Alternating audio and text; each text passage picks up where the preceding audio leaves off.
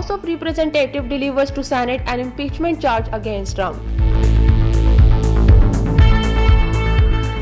In China, 9 minors have been found dead a day after 11 of their colleagues were rescued after a 2-week trap in a gold mine in Shandong province.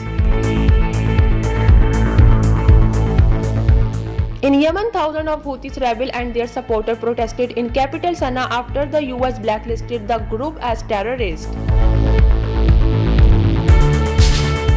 At the UN, Pakistan has formally opposed the creation of new permanent seat in the Security Council. Indian farmers to hold rally in Delhi today on India Republic Day. Indonesia detained Iranian and Chinese crew of seized tankers. UK warns against booking holiday hotel quarantine announcement due.